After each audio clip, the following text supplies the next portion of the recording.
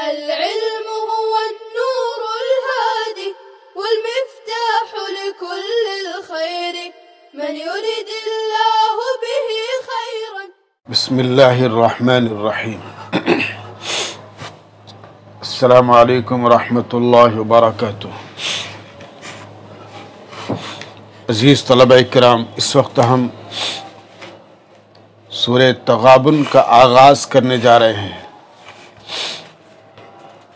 سورہ تغابن یہ مکی صورت ہے،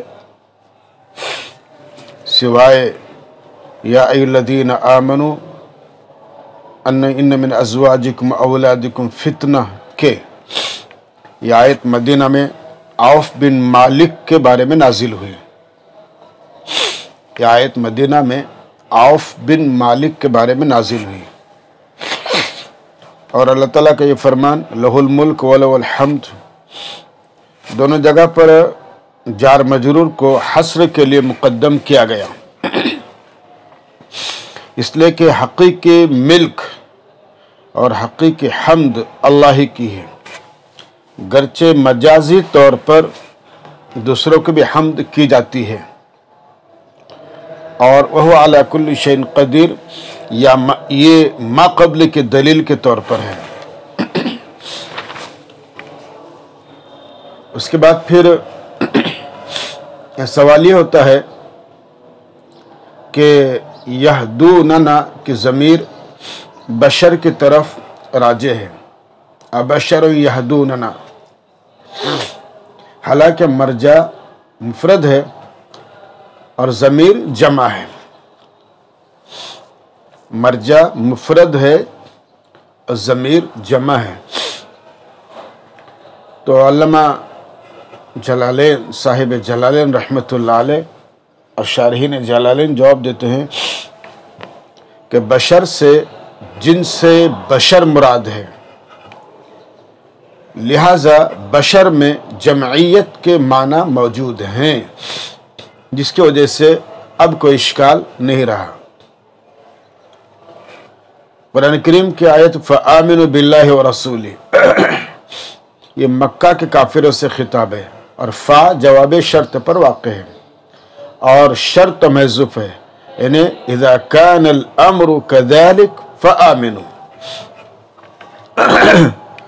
قرآن کریم کی آیت دیکھیے، یسبح للہ ما فی السماوات و ما فی الارض، آسمان اور زمین کی ہر مخلوق اللہ تعالیٰ کی ہر نقص اور عیب سے تنزیہ اور تقدیس بیان کرتی ہے، زبان حال سے بھی اور زبان قال سے بھی. لہ الملک ولہ الحمد، یہ پوری کائنات اسی کی سلطنت میں ہے. اگر کسی کو کوئی اختیار حاصل بھی ہے تو وہ اسی کا عطا کردہ ہے جو عارضی ہے. اگر کسی کے پاس کچھ حسن و کمال ہے، جمال ہے، تو یہ بھی اللہ کے مبدأ فیض کی کرم فرمائی ہے.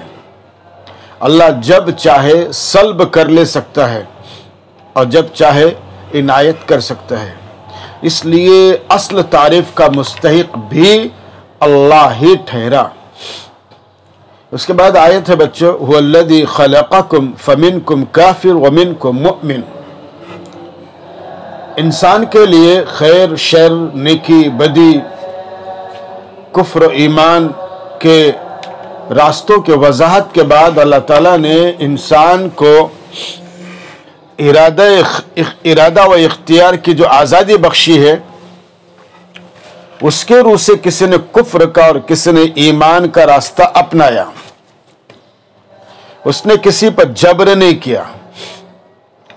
اگر وہ جبر کرتا، اللہ تعالیٰ اگر کسی پر جبر کرتا تو کوئی شخص بھی کفر اور معصیت کا راستہ اختیار نہیں کرتا یا کرنے پر قادر ہی نہیں ہوتا.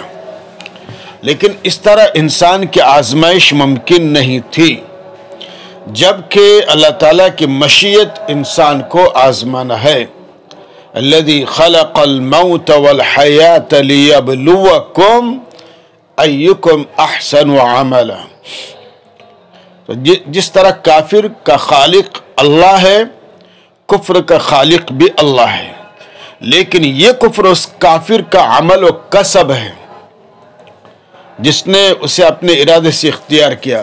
اسی طرح مومن اور مومن کے ایمان کا خالق بھی اللہ ہے، لیکن ایمان اس مومن کا کسب اور عمل ہے جس نے اسے اختیار کیا ہے۔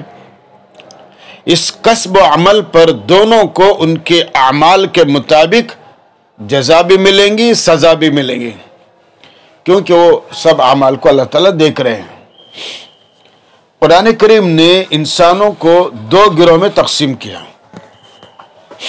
کافر اور مؤمن، جس سے یہ معلوم ہوا کہ اولاد آدم سب ایک برادری ہے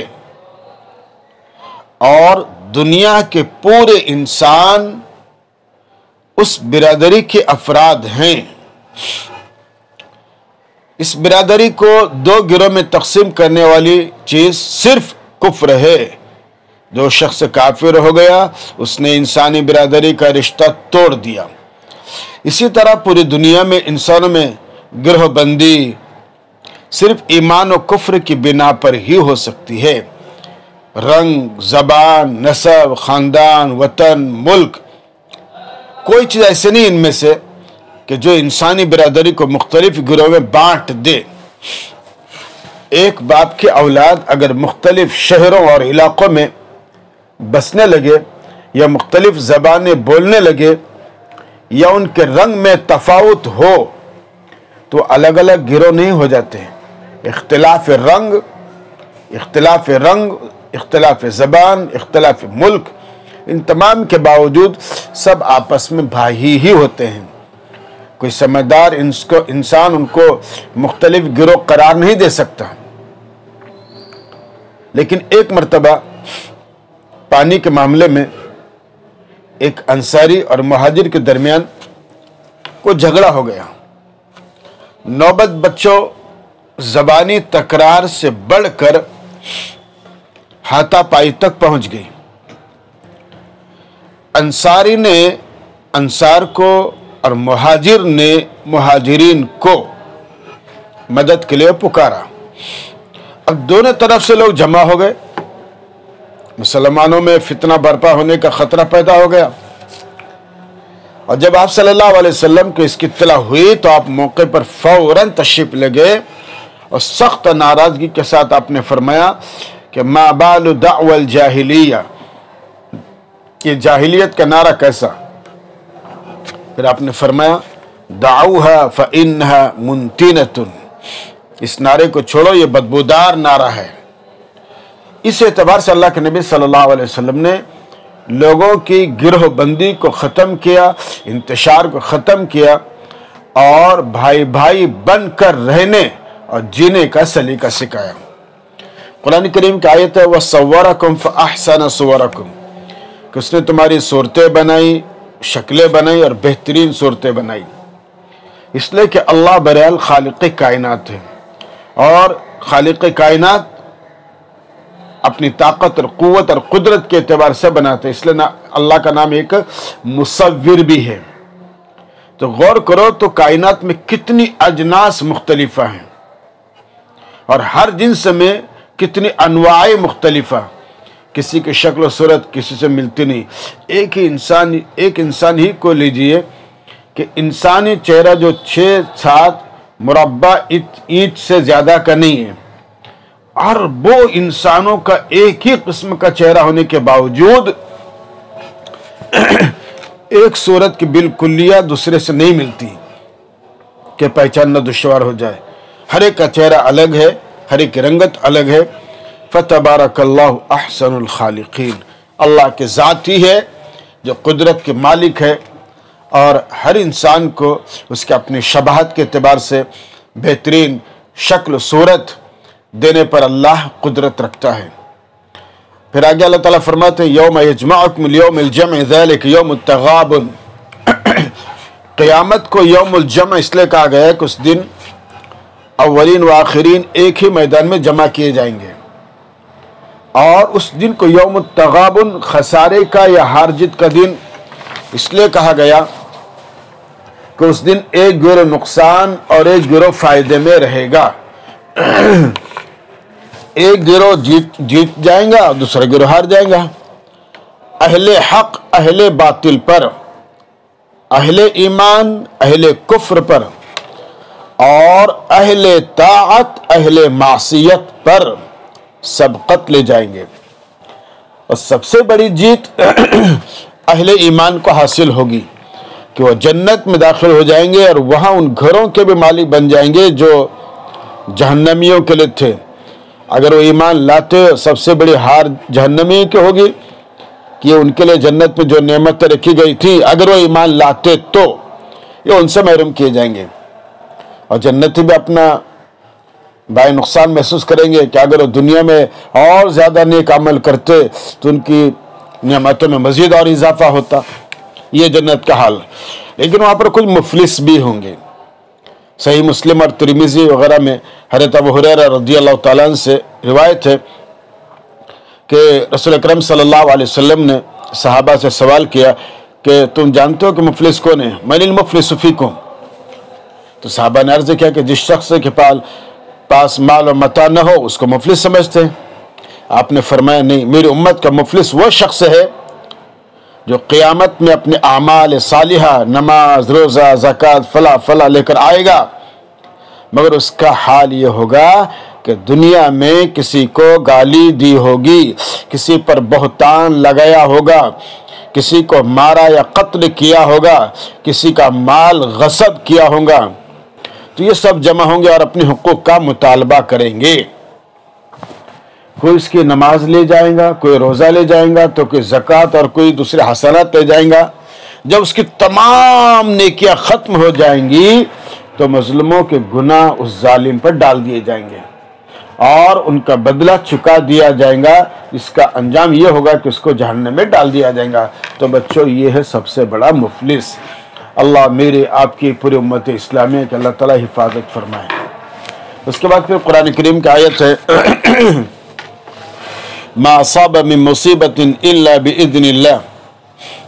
ما اصاب من مصیبہ، اصاب کا احدا مفعول بھی محذوف ہے، اور من مصیبہ میں من کی زیادتی کے ساتھ اصابہ کا فاعل ہے. تقدیری عبارت یہ ہے ما اصاب احدا مصیبت، کہ جس شخص کو بھی، جس کسی کو جو بھی مصیبت پہنچتی ہے. اور اللہ تعالیٰ قول فی قول القائل فَإِن تَوَلَّيْتُمْ شرط ہے، اس کی جزا محذوف ہے، اور تقدیری عبارت یہ ہوں گی فَإِن تَوَلَّيْتُمْ فَلَا ضَيْرَ وَلَا بَأْسَ عَلَى رَسُولِنَا، کہ اگر تم نے روگردانی بھی اختیار کی تب بھی ہمارے رسول کے لیے کوئی نقصان پریشانی نہیں ہے. فَإِنَّمَا عَلَى رَسُولِنَا جزا محذوف کی علت ہے البلاغ. اور اس کے بعد پھر کچھ آیتیں ہیں آپ کے ان تطیعوا، اس عبارت کے اضافے کا مقصد اس بات کی طرف اشارہ کرنا ہے کہ مضاف محذوف ہے، یعنی اگر تمہاری ازواج اور اولاد کار خیر میں آڑے آئیں تو ان کی اطاعت سے اجتناب کرو. یہ آیت کہا گیا کہ عوف بن مالک اشجعی کے بارے میں نازل ہوئی. اور اس کے بعد پھر قرآن کریم کی آیت. اس آیت کا شارح نزول خود اس طرح کیا گیا ہے جو شراح نے لکھا ہے. اس آیت کے نزول کا سبب کافروں کا یہ قول تھا کہ لو کان ما علیہ المسلمون حق لصانهم اللہ من المصائب فی الدنیا. لو کان ما علیہ المسلمون حق لصانهم اللہ من المصائب فی الدنیا. اگر مسلمانوں کا مذہب حق ہوتا، اگر مسلمانوں کا مذہب حق ہوتا تو دنیا میں ان کو مصیبت اور تنگی نہ پہنچتی. فتح القدیر علامہ شوکانی رحمۃ اللہ علیہ نے ذکر کیا. قلب کو مصیبت کے وقت ہدایت دینے کا مطلب یہ ہے کہ قلب یہ سمجھتا ہے کہ یہ مصیبت اللہ کی طرف سے، جس کی وجہ سے اس پر صبر کرنا آسان ہو جاتا ہے اور بے ساختہ اس کی زبان سے نکلتا ہے انا للہ و انا الیہ راجعون. اس کے بعد پھر قرآن کریم کی آیت ہے وَأَطِيعُوا اللَّهَ وَأَطِيعُوا الرَّسُولَ فَإِن تَوَلَّيْتُمْ فَإِنَّمَا عَلَى رَسُولِنَا الْبَلَاغُ الْمُبِينُ۔ اگر تم اللہ اس کے رسول کی اطاعت سے روگردانی کرو گے تو ہمارے رسول کا اس سے کچھ نہیں بگڑے گا، کیونکہ ان کا کام تو صرف تبلیغ کرنا ہے۔ امام زہری رحمۃ اللہ علیہ فرماتے ہیں کہ اللہ کا کام رسول بھیجنا ہے، رسول کا کام تبلیغ کرنا ہے، اور لوگوں کا کام تسلیم کرنا ہے، جیسے کہ علامہ شوکانی رحمۃ اللہ علیہ نے ذکر کیا ہے۔ یا الذین آمنوا ان من ازواجکم و اولادکم عدو لکم فاحذروہم۔ اس آیت کے ذیل میں ترمذی اور حاکم ابن جریر نے ابن عباس رضی اللہ تعالیٰ عنہ سے ایک روایت نقل کی ہے کہ یہ آیت مکہ کے ان لوگوں کے بارے میں نازل ہوئی جو ایمان لے آئے تھے اور انہوں نے مدینہ ہجرت کا ارادہ کیا، تو ان کے بیوی بچے آڑے آئے اور روکنے کی کوشش کی، مگر وہ پھر بھی ہجرت کر کے مدینہ آپ صلی اللہ علیہ وسلم کی خدمت پہ پہنچ گئے۔ وہاں جا کر لوگوں کو دیکھا کہ انہوں نے دین میں کافی تفقہ حاصل کر لیا ہے، اس سے ان کو کار خیر میں پیچھے رہ جانے کی وجہ سے رنج ہوا، تو انہوں نے اپنی بیوی بچوں کو جو کہ اس کار خیر میں حارج ہوئے تھے سزا دینے کا ارادہ کیا، تو اللہ تعالیٰ نے اس موقع پر ان آیت کو نازل فرمایا، جیسا کہ روح المعانی نے ذکر کیا ہے۔ عطا بن ربا رضی اللہ تعالیٰ عنہ سے مروی ہے کہ عوف بن مالک اشجعی نے نبی کریم صلی اللہ علیہ وسلم کے ساتھ غزوہ کرنے کا ارادہ کیا، ان کے بیوی بچوں نے مل کر ان کو غزوے میں جانے سے روک لیا اور جدائی کو اپنے لیے شاق اور ناقابل برداشت بتایا۔ بعد میں جب عوف بن مالک کو تنبؤ اور ندامت ہوئی تو اپنے بیوی بچوں کو سزا دینے کا ارادہ کیا۔ اس سلسلے میں مذکورہ آیت کا نزول ہوا، جیسے کہ روح المعانی ذکر کیا۔ وَإِن تَعْفُوا وَتَصْفَحُوا وَتَغْفِرُوا فَإِنَّ اللَّهَ غَفُورٌ رَحِيمٌ۔ دیکھیں سابق آیت میں جن کے بیوی بچوں کو دشمن قرار دیا، ان کو جب اپنی غلطی پر تنبؤ ہوا تھا تو ارادہ کیا تھا کہ آئندہ اپنے اہل و عیال کے ساتھ سختی اور تشدد کا معاملہ کریں گے۔ اس پر آیت کے اس حصے میں یہ ارشاد نازل ہوا کہ اگرچہ ان کے بیوی بچوں نے تمہارے لیے دشمنی کا سامان کیا ہے یا دشمنی جیسا برتاؤ کیا ہے کہ تمہارے لیے فرض سے مانے ہوئے، مگر اس کے باوجود ان کے ساتھ تشدد اور بے رحمی کا معاملہ نہ کرو، بلکہ عفو درگزر اور معافی کا برتاؤ کرو، یہ تمہارے لیے زیادہ بہتر ہے، کیونکہ اللہ تعالیٰ کی عادت بھی مغفرت اور رحمت کی ہے، جو خلاصے کے طور پر معرف القرآن نے پیش کیا ہے۔ انما اموالکم و اولادکم فتنہ، یعنی تمہارے مال اور اولاد جو تمہیں کسب حرام پر اکساتے اور اللہ کے حقوق ادا کرنے سے روکتے ہیں، تمہاری آزمائش ہے۔ بس اس آزمائش میں تم اسی وقت خوش ہو سکتے ہو، سرخرو ہو سکتے ہو جب کہ تم اللہ کی معصیت میں ان کی اطاعت نہ کرو۔ مطلب یہ کہ مال و اولاد انسان کی آزمائش کا ذریعہ ہوتے ہیں، یہ دونوں چیزیں جہاں اللہ کی نعمت ہیں وہی انسان کی آزمائش کا ذریعہ بھی ہیں۔ تو بچوں، اگر ماں باپ نے اولاد کی صحیح تربیت کی ہے اور بچپن سے ان کی تربیت کا صحیح نہج اور ایک لاہ عمل اور نظام مرتب اگر کیا ہے تو یہ اولاد بڑی عمر میں، شادی کی عمر میں، شادی کے بعد بھی اپنے ماں باپ کو چھوڑ کر کبھی نہیں جا سکتی، کہیں نہیں جا سکتی، بھٹک نہیں سکتی، اور اپنا ہر معاملہ ایسی اطاعت شعار اور فرما بردار اولاد اپنے ماں باپ کے مشوروں کے ذریعے ہی اپنے معاشرتی مسائل، تجارتی مسائل کو حل کریں گے۔ لیکن شرط ایک ہے بچوں کہ ماں باپ کو چاہیے کہ بچپن ہی سے اپنے اولاد کی تربیت صحیح رکھے، ایک مرتب نظام بنائیں بزرگوں کے مشورے سے، اپنے بڑوں کے مشوروں سے، تو پھر بڑے ہونے کے بعد یہ اولاد انشاءاللہ آزمائش نہیں بنیں گی بلکہ نعمت بنیں گی۔ دعا کرتے کہ اللہ تعالیٰ انسان کی ہر اولاد کو ان کے حق میں آنکھوں کی ٹھنڈک بنائے، ان کا مطیع اور فرما بردار بنائے اور دین کا خادم بنائے، اور اللہ کو راضی کرنے والا رسول اکرم صلی اللہ علیہ وسلم کی سنتوں اور آپ کے طریقہ کار کو اختیار کر کے اپنی زندگی گزارنے والا بنائے۔ والسلام علیکم ورحمۃ اللہ وبرکاتہ۔ السلام عليكم. لا تنسوا الاعجاب بالفيديو والاشتراك في القناة تشجيعا لنا لنستمر بنشر المزيد إن شاء الله.